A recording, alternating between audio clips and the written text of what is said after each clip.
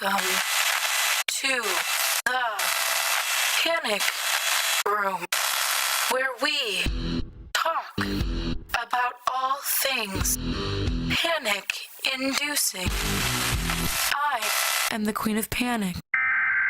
Warning, some episodes may contain content that may be disturbing to others. Viewer discretion is advised. Now let the games begin. Our bonus room in our downstairs has doors that we shut and lock fairly often when trying to clean because my dog likes to chase the vacuum. Well, recently myself and my mother were the only ones home, and I was helping her clean for a party we were having the next day. So we locked our dog in and heard her scratching at the door. She cannot reach the door handle, and these doors are heavy. You have to give them a good tug in order to open them. Well, somehow, about 10 minutes into our cleaning, my dog shows up in the kitchen. Me and my mom were super confused because we'd been with each other the whole time, so neither of us let her out. Assuming she somehow busted out, we went to check. Both doors were still locked up. So how did she get out? There is no way my dog unlocked the door, let herself out, and relocked the door. It gets more confusing. So we joked about the weird situation and went back to cleaning, assuming our dog was just a master escape artist. Our dog wanders off into the living room where her bed is, so we assume she went to lay down. It's kind of her usual spot. As we continue cleaning, we notice from the kitchen window our dog is now in the backyard, running around. The only way out there would be our front door or the sliding glass door in our living room, which we were both completely closed. We were so freaked out, we stopped cleaning and just kept an eye on her until the rest of the family came home. General characteristics. Observation date 1988. Time not specified. Contact information not specified. Writing date 3/29/2022. Observation. It was in the late afternoon. I was in a house secluded in the heights of St. Joseph. The exact location is not given for anonymity reasons, part of which was under renovation. My husband was a mason, and he had several construction sites. When he could, on weekends, he worked on the house to make progress on the work as he could. There were concrete rubble, with sometimes sharp iron rods and pieces of sharp metal in a corner of the courtyard. For now, it's a detail, but it will be important later. Anyway, I was with my 4-year-old child and my husband. Was about to come home from work. I was doing my household chores inside, and my child was playing in the large room. Then I heard my husband's car driving on the dirt road to get us. My son also heard it, and, as usual, he ran out shouting, "Dad! Dad!" He went out through the door and went to wait for his father in front of the house on the concrete driveway. It should be noted that the afternoon the weather was cloudy and gray. A few seconds after my son went out to wait for his father outside, it started to rain. And so I also ran out to pick up my laundry and tell my child to come inside. once in front of my clothesline, and after picking up a few, I looked to my left to see if my son was at the end of the concrete driveway, but he was not. Suddenly, I heard the sounds of stones and metal rubbing on my right. I turned my head and saw my son playing in the rubble, and I shouted his name, promising to spank him if he didn't get out immediately, because yes, the rubble was on my right. He was sitting, crouching in it, his back to me, and he was ignoring my shout, which was nevertheless powerful. Once the laundry was picked up, in a few seconds, I issued the final ultimatum to my son, but still nothing, still ignoring me. So I quickly went inside to drop off the laundry basket so I could go back out and retrieve my child from this dangerous pile of rubble. But when I got inside, I almost had a heart attack. My husband was there with our child in his arms, having entered through the back door. In a total panic, I still hurriedly dropped off the laundry basket and went back out to see who was in the rubble. And once outside, no one was there. I went back inside and asked my husband where he had taken our child.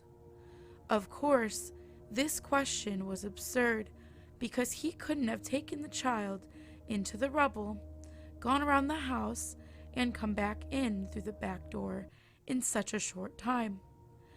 I would have seen him anyway. But my Cartesian mind couldn't believe otherwise, so I insisted on him answering that question.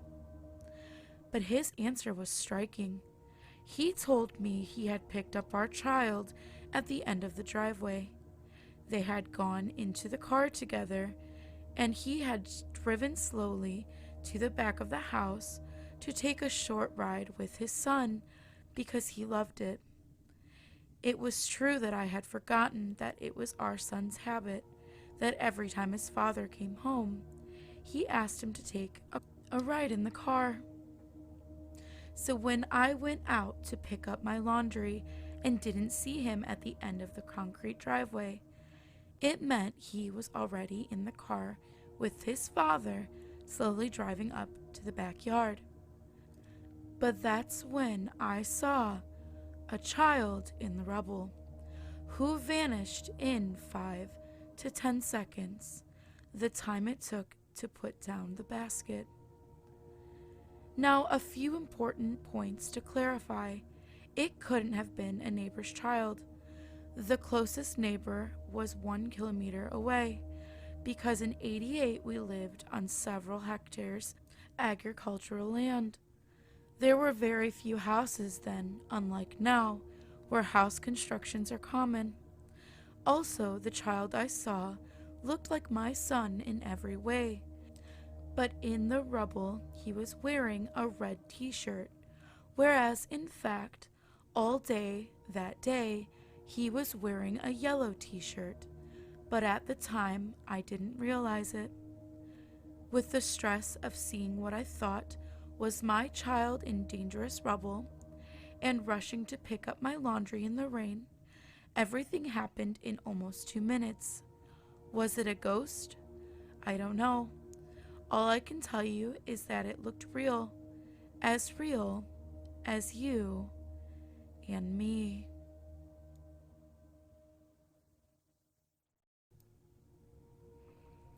There is a scenic and popular lake in the city where I live, with a walking path and bike lane around its entire 3-mile circumference. From dawn till 8 p.m., there is a wholesome diversity of runners training for 5Ks, roller skaters, strolling families, and the like on the paved path. This past Sunday, I decided to walk the lake, to lift a mildly sullen mood after spending the day in the house. I arrived at 6 p.m., knowing I'd watch the sunset at 6:30 and finish the loop around 7 p.m. I chose to walk here because the lake is well lit and still populated and completely saved after dusk. The sunset was beautiful, and I was in better spirits nearing the end of my walk. I am a local, and this lake is comfort and feature of home that I have been circling my whole life. My head felt clearer, my thoughts quieted, just listening to the music in my headphones. The paved path is not particularly wide, and people pass politely in both directions. A slight young girl who looked to be around 8 in pink clothing with long brown hair streaming down her back rode her bike past me on my left. She was going in my same direction and pedaling at a brisk pace. I watched her under the streetlights for maybe a few hundred feet in a straight line up the path, passing some others until she disappeared from view. She caught my attention unlike other passerbys because she was young and it was already dark and she seemed to be alone. But I smiled to myself, reflecting on how safe it is here, on her zest and her long brown hair. It looked like mine and how I've worn it since I was her age. I wondered if she lived in one of the mansions that surrounded the prime real estate of the lake. Maybe 2 minutes later, the exact same girl, in the exact same way, at the exact same pace, as if replayed, rode her bike past me going my same direction. Except this time, after say 100 feet or so, she braked, putting her feet down to skid to a stop, turned, and pedaled past me going the opposite direction. As I continued to walk, she seemed to be making short laps now, like she may be waiting for someone she was with to catch up.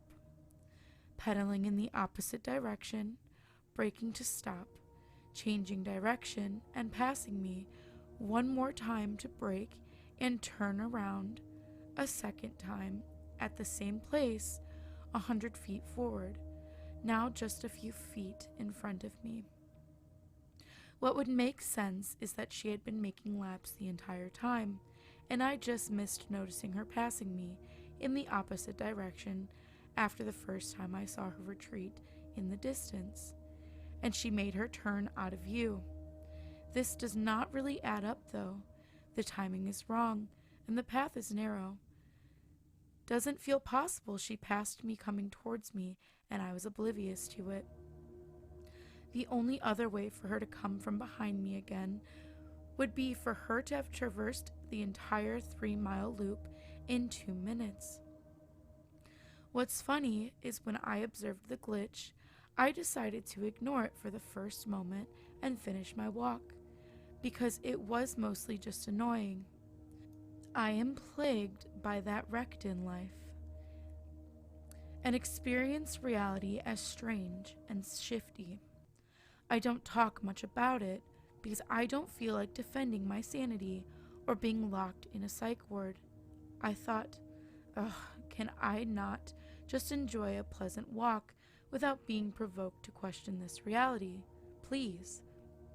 I am, always, and was completely sober. Ironically, for the first time in years, I had rewatched The Matrix earlier that day. So yesterday after band practice, I was driving to get my mom from work at night around 9 p.m. when I was driving through a really dark and crammed back alley. Everything was going smooth. I wasn't drunk, high. I'm not mentally ill in any way, I swear. All of a sudden, I literally heard a large crash sound, and a super unmistakable beam of light. Like if I had been T-boned, but I wasn't. Everything automatically went back to normal. I was on the road again, and all. No cars around. When I got home from picking up my mom, I checked my car for scratches, marks, bumps, and it was perfectly fine. The crazy part that brought me back to consider the Matrix theory is, this morning I asked my guitar player to send me the recordings of our practice. I had listened to them in completion with him yesterday, many, many times. I knew exactly what happened, where and all. There was a chunk of the practice absolutely missing. I said, "Hey, where's the other half of the recording?" And he said, "What do you mean? You had to leave practice early yesterday to get your mom from work." I almost got nauseous. That's impossible. I had left late. I was tight on time. Did I hop into a reality where I left earlier to get my mom, ultimately avoiding the car crash? Did I die? The place we lived at the time, a few years ago, was a house on a gravel dead-end road across from a church. The church had two drives because it had a circle drive that went under an overhang, but there was no drive behind or around the church. None.